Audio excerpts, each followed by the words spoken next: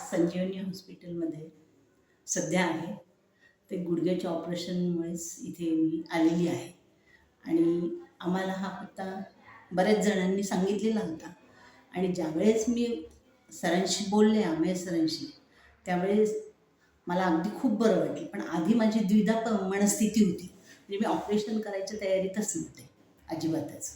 त्यामुळे ज्यावेळेस सरांनी बोलले त्यावेळेस मला असं वाटलं की आपण कुठून तरी बाबा हे वेगळं काहीतरी करत आहोत. हे काही न करता आपण हा निर्णय घ्यायलाच पाहिजे. ऑपरेशनचा निर्णय घ्यायचा आणि ऑपरेशन केल्यानंतर तुम्हाला म्हणजे असं मला असं वाटत नाही आम्ही दुसऱ्या दिवशी लगेच चालले. कशी काय चालले असं थोडंसं मला आश्चर्य वाटायला लागलं. आणि अमेय सर होते, उमेश सर होते, बाकीचा स्टॉफ होता. सगळेच जण इतके व्यवस्थित इथले लोक आहेत.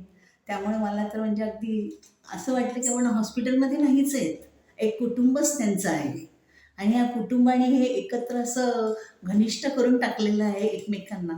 त्यामुळे इथला परिवार म्हणायला काही हरकत नाही. संजीवन परिवार म्हणावं लागेल याला.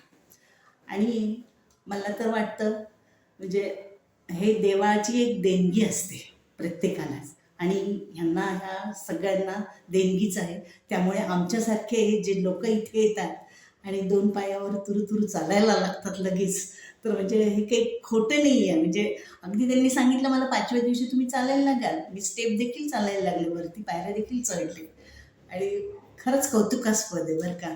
धन्यवाद सर. मला जास्ती काही बोलता येणार नाही आपल्याबद्दल, एवढंच मी तुम्हाला म्हणते. आणि